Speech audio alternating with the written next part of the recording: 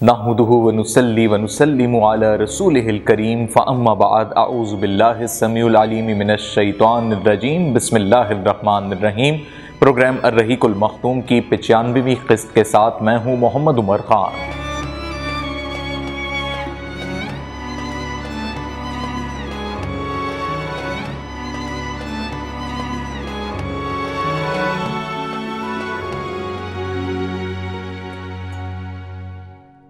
ناظرین کرام، گزشتہ قسط میں ہم نے آپ کو صلی اللہ علیہ وآلہ وسلم کے الوداعی آثار سے متعلق بتایا کہ اب آپ صلی اللہ علیہ وآلہ وسلم صحابہ کرام اور خاندان کے تمام رفقا کو، تمام احباب اور تمام لوگوں کو ہی، مسلمانوں کو یہ بات اب بالکل مصدقہ معلوم ہو چکی تھی کہ آپ صلی اللہ علیہ وآلہ وسلم اس دنیا فانی سے کوچ فرمانے والے ہیں، یعنی پردہ فرمانے والے ہیں۔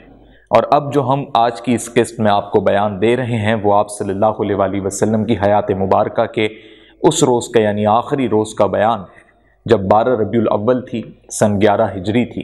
اور آپ صلی اللہ علیہ وآلہ وسلم پیر کے روز اپنی اس حیات مبارکہ کا آخری روز اس دنیا میں گزار رہے ہیں، اور اس کے بعد یعنی اسی روز اس دنیا سے پردہ فرما لیں گے۔ ناظرین کرام، مختلف روایتوں میں اس دن کی تاریخ کو 8 ربیع الاول سے اور کچھ تاریخوں میں 11 ربیع الاول سے اخذ کیا گیا ہے، لیکن الرحیق المختوم میں یہ تاریخ 12 ربیع الاول سن 11 ہجری بتائی گئی ہے۔ پیر کا روز تھا، اور حضرت انس رضی اللہ تعالیٰ عنہ سے یہ روایت ہے کہ اس روز مسلمان نماز فجر میں مصروف تھے۔ حضرت ابو بکر صدیق رضی اللہ تعالیٰ عنہ ہی امامت فرما رہے تھے۔ اچانک رسول اللہ صلی اللہ علیہ وآلہ وسلم نے حضرت عائشہ کے حجرے کا پردہ ہٹا دیا، تو صحابہ کرام پر جو صفیں باندھے نماز میں مصروف تھے انہیں دیکھ کر آپ صلی اللہ علیہ وآلہ وسلم نے تبسم کا اظہار کیا، یعنی مسکرائے۔ حضرت ابو بکر صدیق اس موقع پر بھی اپنی ایڑیوں کو پیچھے کرتے ہوئے ہٹ رہے تھے کہ اگر پردہ ہٹا ہے حجرے کا اور آپ صلی اللہ علیہ وآلہ وسلم کی ایک کیفیت ہے کہ آپ صلی اللہ علیہ وآلہ وسلم آ جائیں، ہماری امامت کروائیں، لیکن رسول اللہ صلی اللہ علیہ وآلہ وسلم وہاں تک نہیں اٹھ کے آ سکے، اور پھر مسلمانوں نے اپنی یہ نماز پوری کی۔ اس کے بعد رسول اللہ صلی اللہ علیہ وآلہ وسلم پر کسی اور یعنی دوسری نماز کا وقت نہیں آیا، یعنی یہ اس روز کی فجر کی نماز آپ صلی اللہ علیہ وآلہ وسلم کی حیات مبارکہ کی آخری نماز تھی۔ آپ صلی اللہ علیہ وآلہ وسلم نے اپنی حیات مبارکہ کی تمام نمازیں ادا کی۔ آپ صلی اللہ علیہ وآلہ وسلم اسی روز جب دن چڑھ گیا، چاشت کا وقت آ گیا، تو آپ صلی اللہ علیہ وآلہ وسلم نے اپنی صاحبزادی، اپنا لخت جگر، سب سے زیادہ محبت کرنے والی بیٹی حضرت فاطمہ الزہرا رضی اللہ تعالی عنہا کو بلایا، اور جب وہ آئیں تو آپ کے حجرے میں آئیں، یعنی حضرت عائشہ کے حجرے میں جہاں پہ آپ صلی اللہ علیہ وآلہ وسلم آرام فرما رہے ہیں، تو وہیں پر حضرت فاطمہ آپ کی اس صورتحال کو دیکھ کر بے حد روئیں۔ تو حضور اکرم صلی اللہ علیہ وآلہ وسلم نے انہیں اپنے قریب بلایا اور بتایا کہ اب میں اس دنیا سے بس رخصت لے رہا ہوں اور پردہ فرما رہا ہوں۔ بی بی فاطمہ الزہرا رضی اللہ تعالیٰ عنہا اپنے والد کی محبت میں اور ان سے جدائی کی وجہ سے سب سے زیادہ جو رونے کی بنیادی وجہ ہے وہ جدائی ہے، تو اس پر آپ زار و قطار رو رہی تھیں، تو آپ صلی اللہ علیہ وآلہ وسلم نے پھر انہیں قریب کیا تو حضرت فاطمہ نے رونا بند کر دیا اور کچھ ان کے چہرے پر مسکراہٹ آئی۔ تو حضرت عائشہ رضی اللہ تعالیٰ عنہ کا یہ بیان ہے کہ ہم نے بعد میں دریافت کیا تو بی بی فاطمہ رضی اللہ تعالیٰ عنہ نے یہ بتایا امہات المومنین کو کہ پہلی بار حضور اکرم صلی اللہ علیہ وآلہ وسلم یعنی میرے بابا نے سرگوشی کرتے ہوئے بتایا کہ آپ صلی اللہ علیہ وآلہ وسلم اسی مرض میں اس دنیا سے پردہ فرما جائیں گے، یعنی رخصت ہو جائیں گے، لیکن دوسری بار مجھے قریب کر کے سرگوشی کرتے ہوئے بتایا کہ اہل و عیال میں، خاندان کے لوگوں میں سب سے پہلے میں یعنی فاطمہ آپ صلی اللہ علیہ وآلہ وسلم کے پیچھے آؤں گی۔ اس پر مجھے مسکراہٹ ہوئی کہ یہ جدائی زیادہ عرصے کی نہیں ہوگی، اور تاریخ میں ایسا ہی ہے کہ آپ صلی اللہ علیہ وآلہ وسلم کے اس دنیا سے پردہ فرمانے کے 6 ماہ کے اندر یا اس کے ہی وقفے میں یا اس دورانیے میں حضرت فاطمہ الزہرا رضی اللہ تعالی عنہا بھی اس دنیا سے پردہ فرما گئے۔ نبی صلی اللہ علیہ وآلہ وسلم نے حضرت فاطمہ کو یہ بشارت بھی دی کہ آپ رضی اللہ تعالی عنہا حضرت فاطمہ الزہرا سلام علیہ ساری خواتین عالم کی سیدہ ہیں۔ اللہ اکبر، یعنی اپنی حیات مبارکہ میں بھی بی بی فاطمہ الزہرا ساری خواتین کے، اس پوری عالم کی خواتین کی سیدہ ہیں، سردار ہیں، اور جو جنت ہے وہاں پر بھی اللہ رب العزت نے بی بی فاطمۃ الزہرا سلام اللہ علیہ کے لیے تمام خواتین کی جو سرداری کا رتبہ اور مقام ہے وہ بی بی کے لیے رکھا ہے۔ اللہ اکبر۔ اس موقع پر بی بی فاطمۃ الزہرا کے ساتھ حسن اور حسین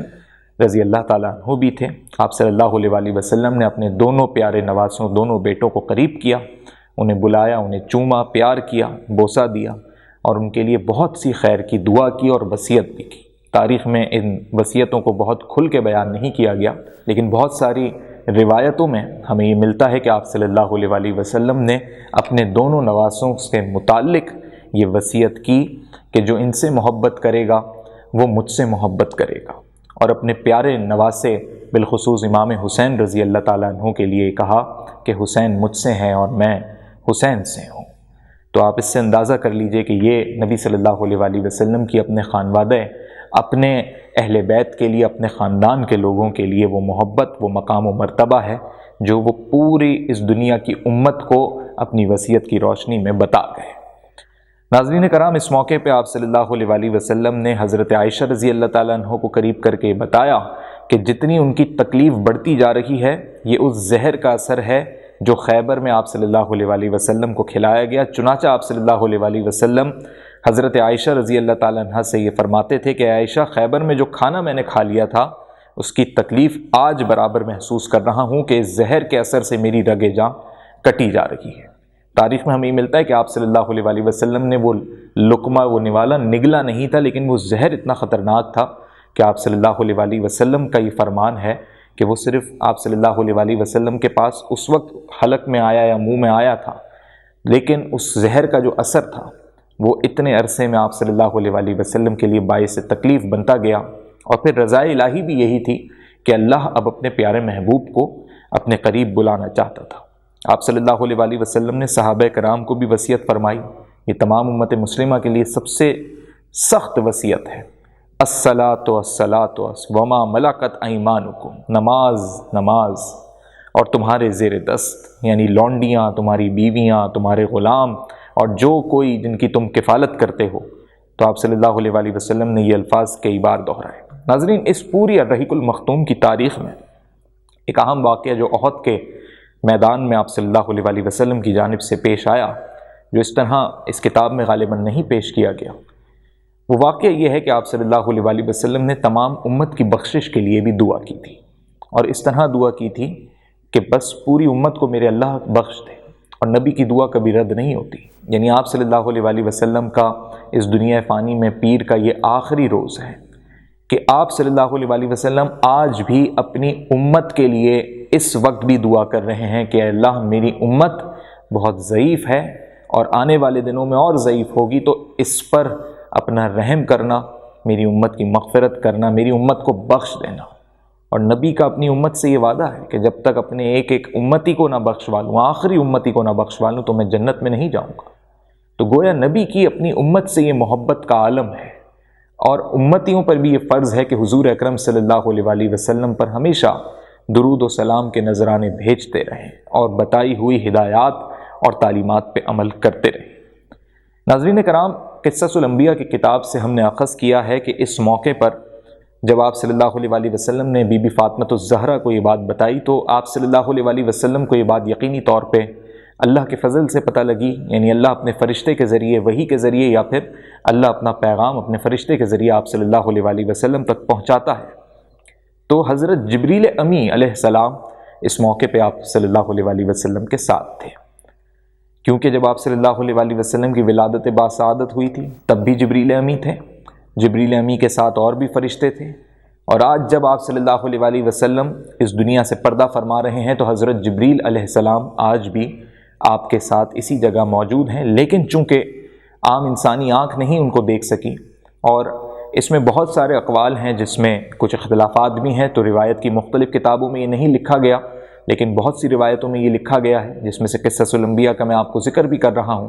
کہ جبریل امی اس وقت وہیں موجود تھے۔ اور جس وقت آپ صلی اللہ علیہ وآلہ وسلم کی روح قبض ہونے کا معاملہ ہے، یعنی اب آپ صلی اللہ علیہ وآلہ وسلم بھی اس دنیا سے جب پردہ فرما رہے ہیں، تو اسی طرح حضرت عزرائیل علیہ السلام ملک الموت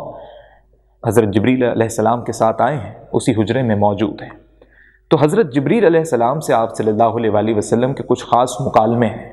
جو میں سمجھتا ہوں کہ امت مسلمہ کے ہر فرد کو معلوم ہونے چاہیے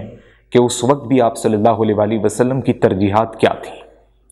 آپ صلی اللہ علیہ وسلم کے پاس جب حضرت جبریل علیہ السلام آئے تو حضرت اسرائیل علیہ السلام بھی موجود تھے، اور اب یہ وہ وقت تھا جسے ہم نزاع کا وقت کہتے ہیں کہ اب آپ صلی اللہ علیہ وسلم نے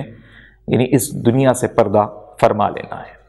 تو اس وقت جو مکالمے ہوئے، اور تاریخ کی کچھ اور دوسری کتب سے ہمیں یہ باتیں ملتی ہیں کہ آپ صلی اللہ علیہ وسلم نے یہ جاننا چاہا سب سے پہلے کہ اللہ کی رضا کیا ہے۔ جبریل امی علیہ السلام نے بتایا کہ اللہ کی رضا یہی ہے کہ اب بہشت میں یعنی بہشت میں، جنت میں تمام حوریں، تمام خادمین، تمام فرشتے آپ صلی اللہ علیہ وسلم کا انتظار کر رہے ہیں، اور آپ صلی اللہ علیہ وسلم کے استقبال میں صفیں بنا کے کھڑے ہیں۔ تو اللہ کی یہی رضا ہے کہ اب آپ صلی اللہ علیہ وسلم محبوب، اب آپ اس دنیا سے پردہ فرما دیجئے، اب آپ آرام کیجئے اپنی آرام گاہ میں، اور اب آپ جنت میں اس اعلیٰ مقام پہ جہاں پر اللہ نے آپ کے لیے تمام تر وہ بہشت میں مقامات رکھے ہیں، اور اپنی محبوب کے لیے اور سب آپ کے چاہنے والے، کیونکہ آپ صرف اس دنیا کے لیے نہیں بھیجے گئے، آپ تمام جہانوں کے لیے رحمت بنا کر بھیجے گئے ہیں، آپ رحمت للعالمین ہیں، تو سب آپ کے انتظار میں ہیں۔ گویا اس سے ثابت ہے کہ آج کا روز آپ کا اس دنیا میں آخری روز ہے۔ آپ صلی اللہ علیہ وسلم نے اپنی عمر مبارک سے متعلق بھی جاننا چاہا کہ کیا میری عمر مکمل ہو گئی؟ تو یہاں پر اب ایک بات ہے جس میں بے شک اختلاف ہے علماء کا بھی اور تاریخ میں مورخین کا بھی، لیکن بات میں ایک اپنی وزن اور حقیقت بھی ہے کہ عمر مبارک 90 برس کے حوالے سے بات ہوئی، جس پہ حضرت اسرائیل علیہ السلام یا حضرت جبریل علیہ السلام نے یہ جواب دیا یا بتایا کہ آپ کی زندگی کے 63 برس اس دنیا کے ہیں جو آپ نے گزار لی ہے، اور آپ کی زندگی کے یعنی آپ صلی اللہ علیہ وسلم کی زندگی اور حیات مبارکہ کے 27 برس واقع معراج میں گزرے ہیں۔ اللہ اکبر! معراج کا سفر وہ سفر ہے کہ میری یہ آنکھ کی پلک جھپکنے سے بھی کم عرصے میں، یعنی وضو کا جو پانی ٹپک رہا تھا اور جو کنڈی ہوا میں معلق تھی، اور جس بستر سے آپ صلی اللہ علیہ وسلم گئے، اور جس طرح پھر اللہ نے فرمایا کہ میں نے اپنے بندے کو کس طریقے سے مسجد حرام سے مسجد اقصیٰ اور پھر مسجد اقصیٰ سے 7 آسمان تک بلایا اور پھر عرش معلیٰ پہ بلایا، تو یہ کوئی معمولی بات نہیں تھی۔ لیکن اس دنیا کی وقت کی گھڑی کے اندر یہ شاید نینو سیکنڈ سے بھی کم لمحات ہوں گے جو محسوس ہی نہیں ہوئے، لیکن یہ سفر پورا جس میں جنت اور دوزخ کی بھی سیر کرائی، تو یہ اپنا ایک دورانیہ رکھتا ہے، اور جبریل امی علیہ السلام نے کہا کہ وہ 27 برس تھے۔ اس طرح 63 برس آپ کی حیات مبارکہ کے وہ، اور 27 برس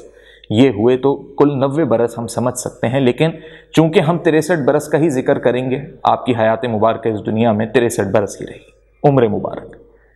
پھر آپ صلی اللہ علیہ وسلم نے حضرت جبریل امی سے بھی کہا کہ تم میرے بعد اس دنیا میں آؤ گے؟ تو حضرت جبریل علیہ السلام نے کہا کہ میں 10 مرتبہ آؤں گا، اور ہر بار ایک چیز لے جاؤں گا۔ جن چیزوں کو حضرت جبریل علیہ السلام نے ذکر کیا، یعنی ہمارے معاشرے میں جب ہم دیکھتے ہیں کہ سچ لے جاؤں گا، لوگوں کے اندر سے رواداری لے جاؤں گا، اخوت لے جاؤں گا، مساوات لے جاؤں گا، آج ہمیں معاشرے میں یہ سب چیزیں نہیں دکھائی دیتی ہیں، ایسا لگتا ہے ہمارے معاشرے ہماری دنیا سے یہ چیزیں اٹھ گئیں۔ لیکن ایک چیز جو حضرت جبریل علیہ السلام نے کہا کہ سب سے آخر میں جب میں آؤں گا تو پھر وہ لے جاؤں گا، یعنی قرآن کی برکت اور فیوز لے جاؤں گا۔ الحمدللہ آج بھی اس دنیا میں قرآن کی برکتیں موجود ہیں، اور ہر مسلمان کے گھر میں بھی موجود ہیں، اور ہر مسلمان جو حافظ قرآن ہیں اس کے سینے میں بھی موجود ہیں۔ تو گویا ہم یہ سمجھ سکتے ہیں کہ اس کے بعد پھر جبریل علیہ السلام نے کہا کہ پھر قیامت آئے گی، تو آپ صلی اللہ علیہ وسلم نے قیامت کا غالباً نہیں دریافت کیا، لیکن صحابہ کرام نے اس وقت آپ صلی اللہ علیہ وسلم سے ضرور دریافت کیا کہ یا رسول اللہ قیامت کب آئے گی؟ تو آپ صلی اللہ علیہ وسلم نے کوئی جواب نہیں دیا سوائے اس کے کہ انگلی کا اشارہ آسمان کی طرف کیا۔ تو اس وقت صحابہ نے یہ اخذ کر لیا، شاید 1 سال بعد، شاید 100 سال بعد، لیکن حضرت ابو بکر صدیق اور کچھ صحابہ کا یہ کہنا تھا کہ اللہ کے رسول کا اشارہ یہ تھا کہ اللہ جانتا ہے کہ قیامت کب آئے گی۔ تو قیامت کا گویا کوئی خاص دورانیہ یا تعین اللہ کے رسول نے نہیں بتایا۔ اس کے بعد جب حضرت اسرائیل علیہ السلام آپ صلی اللہ علیہ وسلم کی روح مبارک کے لیے آگے بڑھتے ہیں، نزاع کا وقت ہے،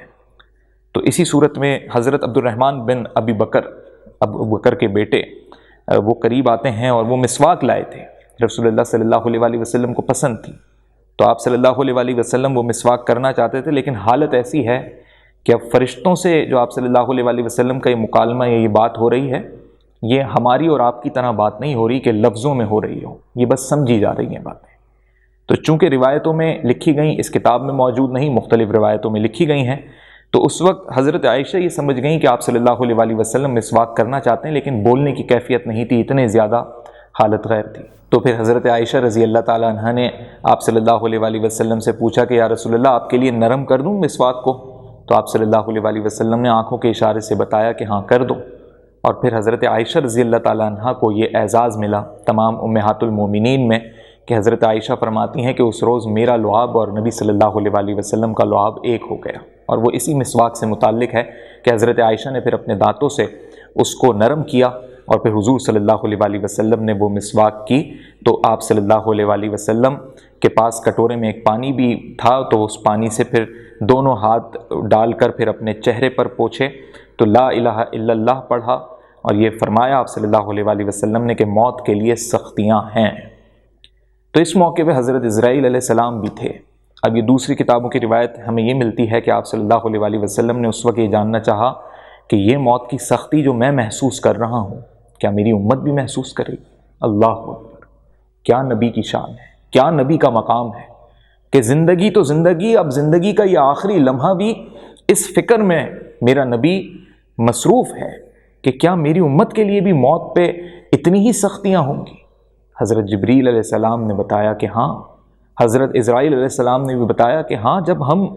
کسی بھی انسان کی روح کو قبض کرتے ہیں اور جب پیر کے انگوٹھے سے اس کی روح کو کھینچنا شروع کرتے ہیں تو جسم سے اس کی روح اس طرح سے کھنچتی چلی آتی ہے کہ جیسے کوئی مخمل کے کپڑے کو یا بہت ہی ریشم کے ملائم کپڑے کو کانٹوں دار جھاڑیوں پہ رکھیں اور کھینچیں تو جس طرح وہ کپڑا چرتا چلا جاتا ہے، ان کانٹوں میں پھنستا ہے اور چرتا ہے، پھنستا ہے اور چرتا ہے، اس طرح وہ روح جسم سے جوں جوں اوپر کی جانب نکل رہی ہوتی ہے اور آخر میں جو شہرت کے پاس آ کے اٹکتی ہے سانس۔ تو یہ وہ سختی ہوتی ہے موت کی کہ اس سختی کو میرے نبی نے وہ سختی تو نہیں جھیلی ہوگی، لیکن جو سختی اہل کفار اور مشرکین کے لیے بیان کی گئی ہے کہ سخت ترین طریقے سے ان کی روح قبض ہوگی، اور اتنی سخت ترین طریقے سے کہ روح پھنسے گی نکلتے ہوئے جسم سے، تو تکلیف کا وہ عالم ہوگا کہ انسان اپنی کسی تکلیف سے اس کو آج کی تاریخ میں مثال نہیں دے سکتا۔ یعنی میں یہ نہیں کہہ سکتا کہ میری انگلی کٹے تو شاید اتنی تکلیف جتنی خون نکلنے پہ ہوتی ہے، یا میرا ہاتھ ٹوٹ جائے جتنی تکلیف ہاتھ ٹوٹنے پہ ہوتی ہے اتنی تکلیف ہو۔ یہ تکلیف ہی کچھ اور ہوگی کہ اس کی کوئی مثل نہیں ہے، لیکن یہ تکلیف اتنی گہری تکلیف ہوگی کہ جو انسان کے جسمانی تکلیف سے بہت بڑھ کے ہوگی، اور یہ ایک ایسی روحانی تکلیف ہوگی کہ جو روح پھنس پھنس کے نکلے گی۔ تو لوگوں سے اس وقت بس یہ عالم ہوگا کہ کسی بھی طرح روح نکلے اور جس کے جیسے اعمال ہوں گے اس کے ساتھ ویسا معاملہ ہوگا۔ تو اللہ کے رسول نے اس وقت بھی اپنی امت کے لیے پوچھا، سوال کیا کہ اے جبریل، میری امت پر یہ سختیاں نہ ہو، کیا کرے میری امت تو بڑی ضعیف ہے، بڑی کمزور ہے، بڑی گناہگار ہو جائے گی۔ حضرت جبریل امی علیہ السلام کا یہ فرمان تھا، مختلف تاریخ کی کتب سے ملتا ہے کہ جو شخص فرض نماز کے بعد آیت الکرسی ادا کرے گا، ایمان کی حالت میں مرے گا، اذان کے وقت باقی کاموں کو چھوڑ کر اذان کا جواب دے گا، نماز کا پابند ہوگا، ایمان والا ہوگا، تو اللہ اس کو موت کی روح کے قبض ہونے کی اس سختی سے نجات دے گا۔ تو بہت سخت تکلیف ہے، بہت سخت، یعنی اتنی سخت کے لفظ نہیں ہے بیان کرنے کے لیے۔ تو اللہ صرف اسی ایمان والے مومن کو اس سے نجات دے گا جو ایمان والا ہوگا، پاکیزہ رہتا ہوگا، نمازیں وقت پر پڑھتا ہوگا۔ اور سب سے بڑی بات کیا کہ آیت الکرسی کی جو اپنی ایک فضیلت ہے وہ یہاں پر ہمیں دکھائی دیتی ہے کہ اللہ کی حمد و ثنا بیان کرتا ہوگا۔ اللہ نور السماوات والارض، یعنی آسمانوں اور زمینوں کا بادشاہ، وہ اللہ کو دل سے مانتا ہوگا، زبان سے اقرار کرتا ہوگا۔ تو متقی لوگوں کی روح تو چلو آرام سے قبض ہوگی، لیکن جو لوگ اپنے اراکین اسلام کے فرائض کی ادائیگی میں کوتاہیاں برتتے ہیں ان پر بھی یہ موت کی سختی محسوس ہوگی۔ اللہ کے نبی نے اپنی امت کے لیے اور بھی سوالات کیے۔ تاریخ کتابوں میں کچھ اختلاف ہیں، کچھ باتیں جو یکجا ہمیں ملیں وہ ہم نے آپ کے سامنے اس بیان میں رکھی، لیکن یہی وہ وقت تھا کہ اب رسول اللہ صلی اللہ علیہ وآلہ وسلم نے جب اس بات کی تصدیق کر لی کہ اللہ یہ چاہتا ہے کہ اپنے محبوب کو وہ اپنے پاس بلا لے، تو پھر حضرت اسرائیل علیہ السلام نے اجازت طلب کی، اور یہ بھی کہا کہ یا رسول اللہ اگر آپ زندگی چاہتے ہیں، یہ حضرت جبریل کا بھی فرمان تھا کہ اگر آپ چاہتے ہیں تو اللہ کا یہ فرمان ہے کہ اگر میرا نبی زندگی چاہتا ہے مزید اس دنیا میں رہنا تو پھر روح قبض نہ کی جائے، لیکن اللہ کے نبی صلی اللہ علیہ وآلہ وسلم نے کہا کہ جو میرے خدا کی رضا، میرے اللہ کی رضا، اللہ اکبر، کیونکہ نبی کو اس زندگی کی رونقوں سے، اس زندگی کی آب و تاب سے کوئی پرواہ نہیں، وہ تو آئے ہی اللہ کا پیغام لے کر تھے، وہ تو اعلان نبوت سے پہلے بھی نبی تھے، وہ تو صدیق تھے، وہ تو امانت دار اور امین تھے، ان کا تو کردار ہی اعلیٰ تھا، اور زندگی کے یہ 23 برس، یعنی جب 40 برس کے ہوئے اعلان نبوت کے بعد سے لے کر، تو اللہ سے نبی صلی اللہ علیہ وآلہ وسلم کی محبت کا یہ عالم تھا کہ بس اپنی زندگی کا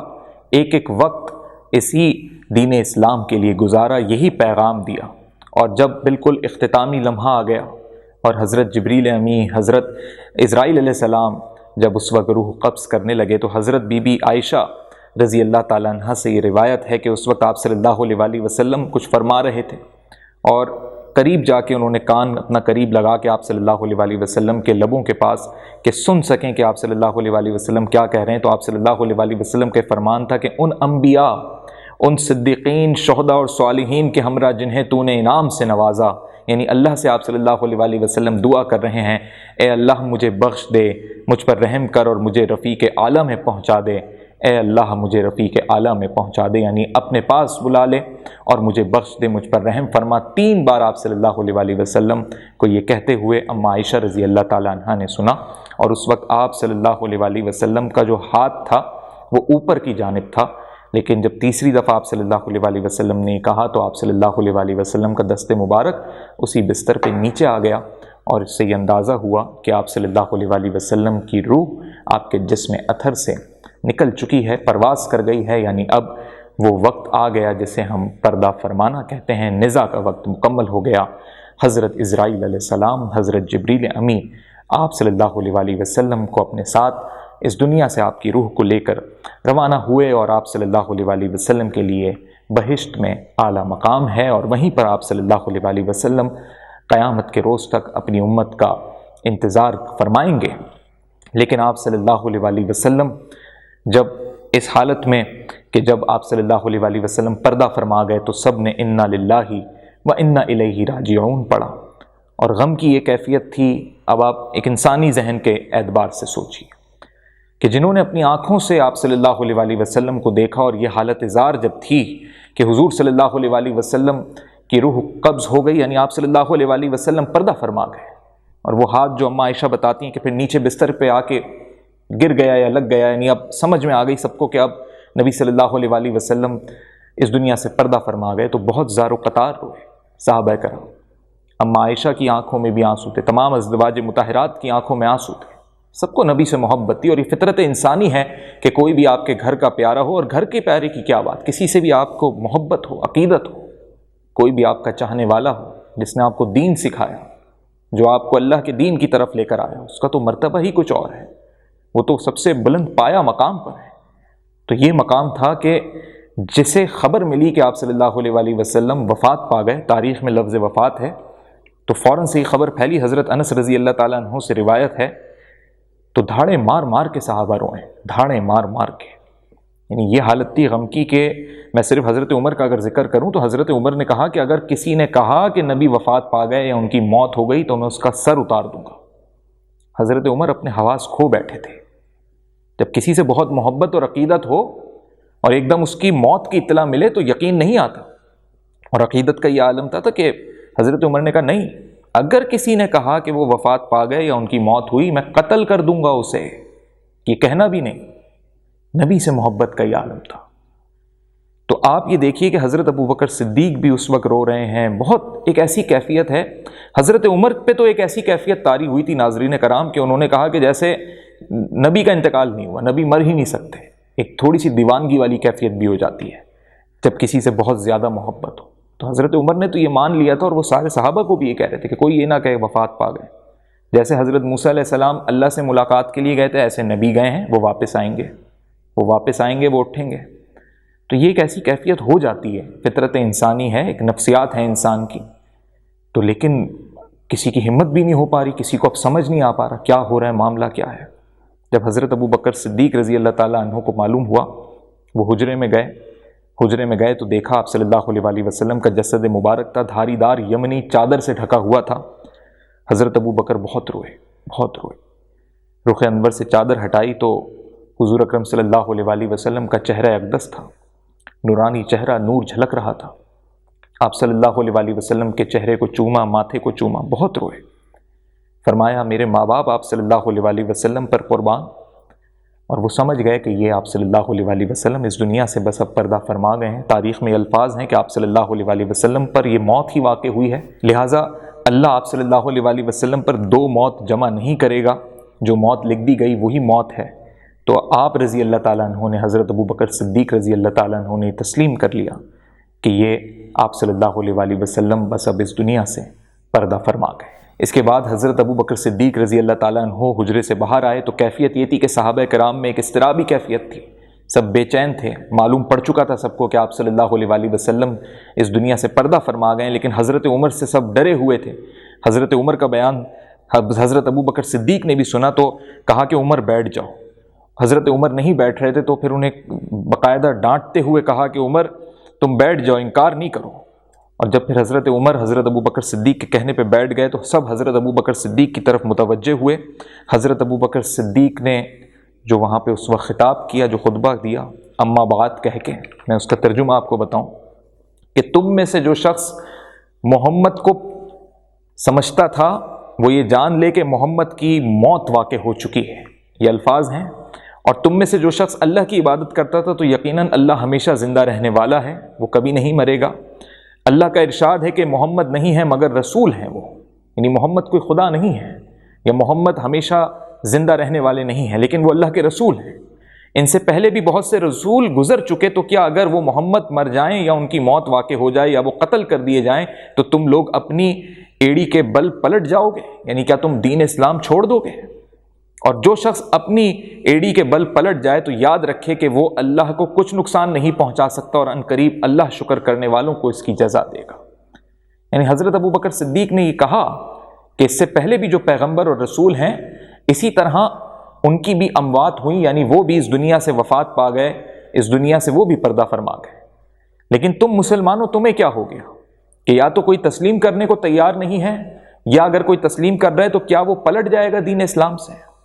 تو حضرت ابو بکر صدیق کے اس خطاب کے بعد پھر یقین آیا حضرت عمر کو بھی، اور پھر انہیں بھی مطلب وہ اس کیفیت میں آئے کہ وہ یہ تسلیم کر سکیں کہ ہاں حضور اکرم صلی اللہ علیہ وآلہ وسلم اس دنیا میں اب نہیں رہے۔ تو پھر کیفیت یہ تھی حضرت عمر پہ کہ وہ فرماتے ہیں کہ ابو بکر کو جب میں نے یہ آیت تلاوت کرتے ہوئے سنا تو انتہائی